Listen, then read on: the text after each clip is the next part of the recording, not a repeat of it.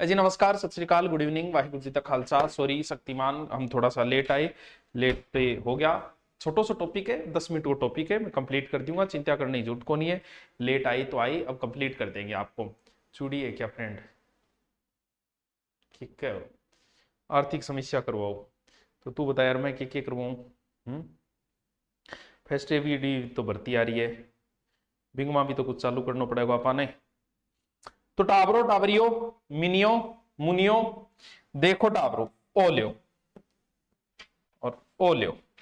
देखो टाबरो, हाँ आपा मेवाड़ पढ़ लियो, मारवाड़ पढ़ लियो, बीकानेर पढ़ लियो, चौहान पढ़ लिया, जयपुर पढ़ लिया, और आज को है वो कौन सो है, जाटे राजवंश। बहुत ही शॉर्ट में 10 मिनट को टॉपिक है, क्योंकि ज्यादा डिटेल आप कभी फुर्सत में पढ़ा, क्योंकि ये पूरा राजवंश है। जैसे इनमें समय लगता है वैसे इनमें भी बहुत लंबा समय लगता है, बहुत लंबा राजवंश है। देखो कौन सा वंश पढ़ना है? जाट राजवंश, या फिर हम कह सकते हैं कहां का इतिहास? भरतपुर का इतिहास। चलो 1 मिनट में थारा कमेंट देख लूंगा, ठीक है नो? के चाह रहे हो?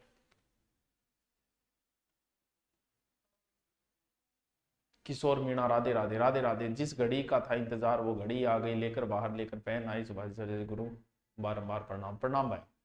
4 साल से राजा राम सिकंदराम अकबर की कब्र को लूटा था। ये कब्र कहा क्या है? कब्र क्या है? क्या है मतलब क्या है? रात में तेरी तलाश में दूर रहकर भी तू मेरे पास है, इतना न चाहो कि दिल पूछे धड़कन किसके पास है। पूछ लिया। चलो देखो, जाट राजवंश का जो उदय हुआ है राजस्थान के अंदर, जाट राजवंश का जो उदय हुआ है वो औरंगजेब की नीतियों की वजह से हुआ था। थोड़ा सा परिचय दे देता हूं नॉर्मल सा, उसके बाद में 3 या 4 शासक दिए गए जिनके बारे में हम पढ़ लेंगे, शॉर्ट शॉर्ट चीजें दी गई है। औरंगजेब की जो नीति थी, कौन सा? मंदिर तोड़ो। मंदिर तोड़ो अभियान में उसने नब्बी खां नामक एक व्यक्ति को नियुक्त कर रखा था, हिंदुओं के जितने भी मंदिर थे वो तोड़ो। आपको पता है शिवाजी के गुरु थे समर्थ गुरु रामदास, कभी नाम आपने सुना हो? समर्थ गुरु रामदास जो है वो जाट क्षेत्र में अपने प्रवचन देने के लिए गए हुए थे। कौन से क्षेत्र? आगरा, मथुरा, भरतपुर, इसके आसपास। और वहीं पर जब वो प्रवचन दे रहे थे तब उन्होंने कहा कि कोई ऐसा है क्या, कोई बंदा जो इन हिंदू मंदिरों की रक्षा कर सके, हिंदू धर्म की रक्षा कर सके। और उस समय एक व्यक्ति निकल के सामने आया जिसका नाम था गोकुला। ये जो गोकुला है ये पहला जाट नेता है। वैसे ये राजा नहीं है, क्योंकि राजा की भी तो अपनी परिभाषा, राजा तो होगा जिसके पास दुर्ग होगा, रियासत होगी, जबकि इसके पास दुर्ग वगैरह कुछ नहीं। इसके पास कुछ नवयुवक है, कुछ लोग हैं, 4-5 हजार की सेना ले रखी है इसने, क्योंकि जब उसने नेतृत्व लिया का वो नेतृत्व मैं संभालूंगा, बी टाइम कुछ युवा साथ में हो गया। यानी जाटों का जो पहला नेता है वो कौन है? वो है गोकुला। ठीक है, ठीक है। यानी जाट साम्राज्य का राजस्थान में जो उदय हुआ है वो औरंगजेब की नीतियों, यानी औरंगजेब के समय ही हुआ है। लगभग 1669 मथुरा के आसपास इसका केंद्र था। राजाराम को औरंगजेब ने बड़ी ही बर्बरता से मरवा दिया था, बहुत यातनाएं देके। तो ये डिटेल में कभी हम फुर्सत में पूरा जाट राजवंश कभी आपको फुर्सत में करवाएंगे, अभी सिर्फ हम एग्जाम के लायक देख लेते हैं, ठीक है? अब जैसे ही गोकुला की मृत्यु हुई, मृत्यु होते ही वो जो लोग थे जिनका नेता था गोकुला, उनका तुरंत नेतृत्व है और राजा राम ने संभाल लिया। बस राजस्थान अध्ययन में आपकी इतना ही लिखा है कि इसके बाद में नेतृत्व जाटों का किसने लिया? राजा राम ने। जाटों का पहला नेता कौन है? गोकुला है। उसके बाद में किसने? वो जो आप कहते हैं औरंगजेब में अकबर की कब्र वगैरह, वो ये राजा राम है। इसके बाद वो किताबें में वो चीजें आपकी नहीं दी गई है, इसलिए हम शॉर्ट में ले लेते हैं एक बार। चलिए, अब जो जाट साम्राज्य का आप एक प्रकार से संस्थापक गोकुला को कह सकते हो, लेकिन सही ढंग से देखें तो जाट राजवंश का जो वास्तविक संस्थापक है बच्चों, वो है चूड़ामन जाट, यानी मैन चूड़ामन है, जिसका शासनकाल 1695 से 1721। यानी जाटों का स्वतंत्र राजा कह सकते हैं। स्वतंत्र जाट राज्य का संस्थापक यही बंदा है, स्वतंत्र जाट राज्य का संस्थापक कौन है भाइयों? चूड़ामन है।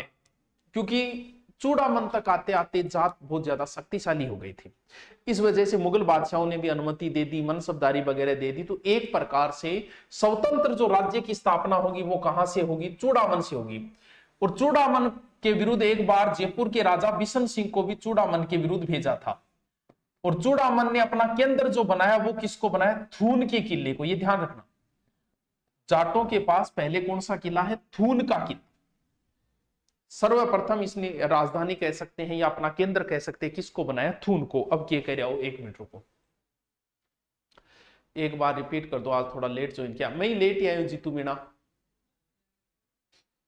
टेस्ट सीरीज बाद में सर आपको लाने आ रहे हैं, आप हमारे साथ रात समझ आओगे, बस हो गई बात। अच्छा बोलो फैसला तुम नहीं सुना दिया, हमारी नहीं सुनेगा कोई? है चलो बस शॉर्ट शॉर्ट में लिखता जाओ। चूड़ामन जाट, जाट साम्राज्य का स्वतंत्र या जाट साम्राज्य का वास्तविक संस्थापक चूड़ामन है। जयपुर के राजा बिशन सिंह को चूड़ामन के विरुद्ध भेजा और चूड़ामन ने अपना केंद्र किसको बनाया? थून को। इसके बाद में जो आगे शासक बने चूड़ामन के बाद में, वो कौन बने बच्चों? वो बने किन गए, वो बने बदन सिंह। चूड़ामन के बाद में जाटों का राजा बना बदन सिंह 1723 से 56। बदन सिंह के विरुद्ध मोहम्मद शाह ने एक बार भेजा था किसको? जय सिंह को। जय सिंह को और उपलब्धि हासिल की, इसीलिए जय सिंह ने बदन सिंह को, क्योंकि वैसे चूड़ामन के विरुद्ध भेजा, चूड़ामन के भतीजे बदन सिंह को जय सिंह ने राजा बना दिया और इसे एक उपाधि दी थी जय सिंह ने, कौन सी? ब्रजराज। यानी ब्रज को मतलब वह टाबरो भरतपुर, राज को मतलब राजा, भरतपुर को राजा, क्योंकि राजस्थान में एक उपाधि ब्रज निधि भी है, तो ब्रज निधि उपाधि तो है प्रताप सिंह की, स्वाई प्रताप सिंह की जयपुर आ रहे, और ब्रज राज्य की उपाधि है बा है कि बदन सिंह की कुण दी टाबरो सवाई जय सिंह दी। बदन सिंह ने नए महल बनवाए, डींग के महल बहुत फेमस है टाबरो, बहुत फेमस है डींगा जल महल। कि देखे डाएगे, बताओ रे देखे डाए डींगा महल, बताओ। सुनने सुनाने की बात खत्म, बस आप आ रहे हो गुरुजी। डींगा महल देखे डाई, बहुत सुना है महल, देख आई हो? है अरे देखो कभी डींगा जल महल। यानी इन्होंने डींग के जल महलों के निर्माण करे। बहुत बड़ी एग्जाम में पूछ लियो कि डींग के महल कहां है? भरतपुर में। अगर देखण भी कदी जाओ तो टाबरो मिनियो कद जाओगा थे, देखण जाओ जब आपने जन्माष्टमी कन जाइयो, बहुत बढ़िया बैठेगा, अच्छो सीन है। जन्माष्टमी के टाइम था मेरे भरतपुर आगरा साइड से नहीं, वो बहुत ही सोहनी साइड बन जाए, तो जन्माष्टमी के टाइम आपने देख जाइयो। तो रट लियो डींग के जल महल। बदन सिंह ने डींग के जल महल कहा है? भरतपुर में, बहुत फेमस है। अब इन्होंने एक तो डींग बनवाया, एक कुम्हेर का किला, एक भरतपुर का किला भी बनवाया। वैसे भरतपुर का दुर्ग आपको हो सकता है इसी किताब में भरतपुर का दुर्ग लिखा है, फिर राजस्थान अध्ययन ने फिर लिखा है कि भरतपुर का किला जो है वो सूरजमल जाट ने बनवाया। सूरजमल कौन है? बदन सिंह का पुत्र है। वैसे जाटों में सबसे शक्तिशाली जो शासक माने जाते हैं वो बदन सिंह के पुत्र सूरजमल माने जाते हैं। तो इतने बुद्धिजीवी व्यक्ति थे।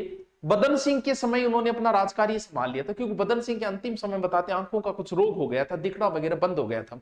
तब राजकार्य जो है ना वो किसने, क्योंकि ये दुर्ग की शुरुआत बदन सिंह ने की है, लेकिन भरतपुर दुर्ग को जो पूर्ण करवाया ना वो महाराजा किसने करवाया? महाराजा सूरजमल ने करवाया। चलिए,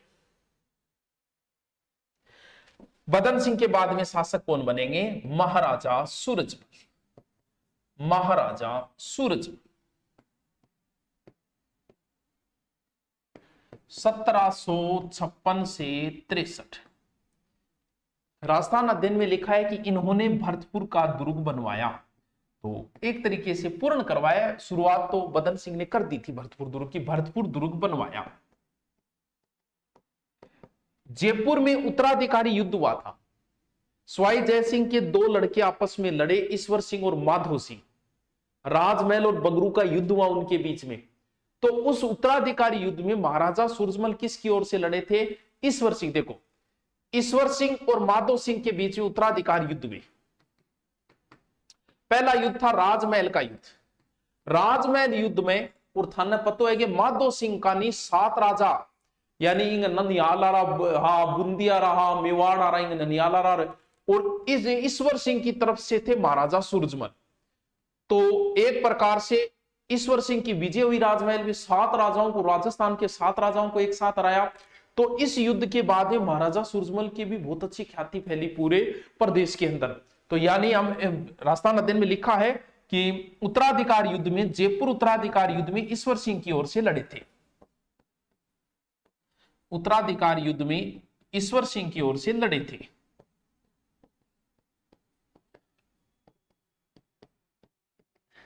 ठीक है ये। काफी लोग यहाँ आपका वेट कर रहे हैं, कहाँ वेट कर रहे हैं? बिल्कुल सूरजमल, महाराजा सूरजमल को जाटों का प्लेटा अफलातून बोलते हैं, लेकिन वो रास्ता अध्ययन में नहीं लिखा है, मैं आपको लिखवा दूंगा एक्स्ट्रा, ठीक है।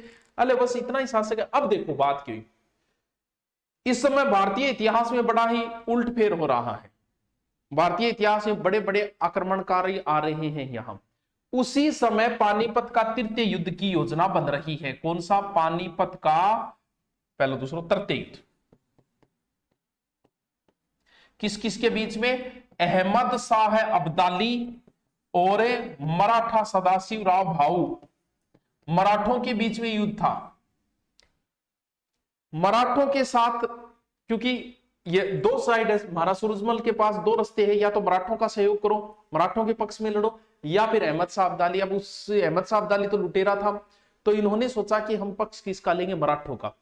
लेकिन थोड़ा सा अहम की भावना ज्यादा थी किसमें? सदाशिव राव भाऊ ने। महाराजा सूरजमल ने कुछ से बातें कही युद्ध से पहले कि तेरे को यह काम करना चाहिए, युद्ध के अंदर तेरी विजय होगी। और सदाशिव राव भाऊ ने ज्यादा ध्यान नहीं दिया, यानी एक प्रकार से अनडायरेक्टली अपमान सा किया। इस वजह से महाराजा सूरजमल जो है वो छोड़कर कहां आ गए थे? भरतपुर के अंदर वापस आ गए थे। क्योंकि पानीपत युद्ध में अगर महाराजा सूरजमल अगर मराठों की ओर से लड़ते तो शायद कन्फर्म जीत थी मराठों की, क्योंकि मराठों ने सदाशिव राव भाऊ ने थोड़ा अपमान सा कर दिया। तो लिखा है सदाशिव के व्यवहार, रास्ता नदेन में इतना ही लिखा है कि सदाशिव के व्यवहार की वजह से महाराजा सूरजमल वापस कहां लौट गए थे? भरतपुर में। अब पानीपत के युद्ध में अहमद शाह अब्दाली ने बुरी तरीके से मराठों को हराया।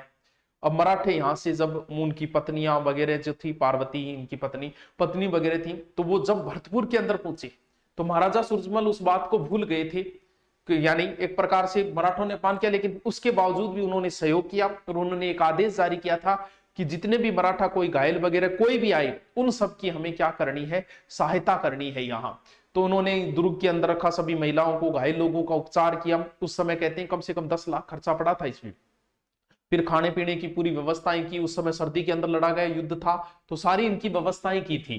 तो मराठों का बाद में सहयोग किया था इन्होंने, उनके महिलाओं वगैरह, क्योंकि शुरुआत में भी उन्होंने यही कहा था कि आप लड़ने जा रहे हो तो हो सकता है ये बहुत बड़ा युद्ध होगा, इसलिए आप महिलाओं को भरतपुर दुर्ग के अंदर छोड़ दें। और यही बात सदाशिव राव को पसंद नहीं आई थी, इस वजह से इनके बीच में थोड़ी सी अनबन हो गई थी।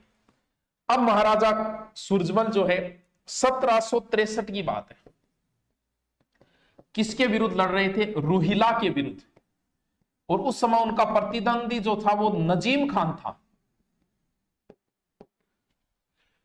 और बड़ी अच्छी व्यूह रचना थी। कहते हैं महाराजा सूरजमल उस समय बीच में थे, लड़ते लड़ते आगे आ गए थे। और उसी समय इसी युद्ध में महाराजा सूरजमल की मृत्यु हुई। मृत्यु के बाद में जो जाट सेना जो लड़ रही थी ना, एक कहावत जो आपने बहुत बार सुनी होगी कि जाट मरा तब जानिए जब 13वीं हो जाए, तो वो कहावत कहां से शुरू हुई? वो यहीं से शुरू हुई थी, क्योंकि युद्ध चल रहा था, महाराजा सूरजमल पीछे थे, लड़ते लड़ते आगे आ गए और किसी वजह से उनकी मृत्यु हो गई। लेकिन मृत्यु के बाद में, क्योंकि हमारे एक रूल रहा है कि राजा की मृत्यु के बाद सेना भाग जाती थी, बिखर जाती थी, लेकिन यहां पर राजा की मृत्यु के बाद सेना वैसे ही डटी हुई है। तब वहां हुई कि बोले यार सेना वैसे ही डटी और तुम लोग कह रहे हो कि महाराजा सूरजमल की मृत्यु हो गई, ये बात जचने वाली सी नहीं है।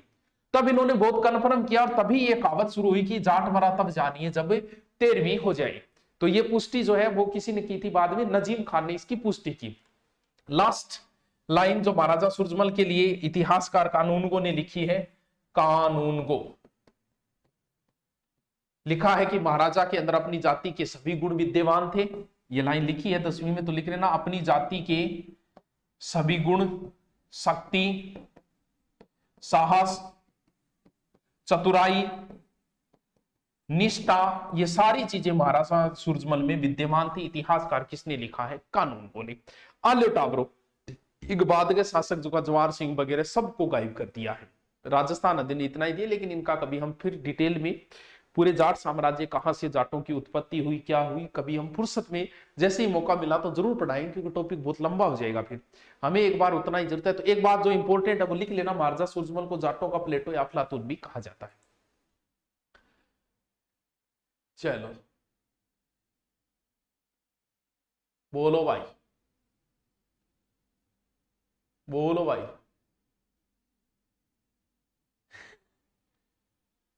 की बात है सर, आप अर्जुन सर आना, आज अर्जुन सर को तो आपसे फेमस कर दिया, 10 के फॉलोअर्स बढ़ गया।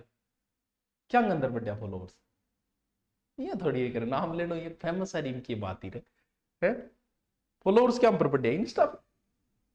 इंस्टा आईडी बना रखी है सर जी, मेरे ग्रेजुएशन के पीछे। हाँ पूरा हो गया जाट साम्राज्य, नया टॉपिक कल करेंगे, कल इस पाठ को पूरा कर लेंगे। देख लो पहली यूनिट राजस्थान अध्ययन की कितनी लंबी चाली है, क्योंकि सारो इतिहास दे रखे है वहां।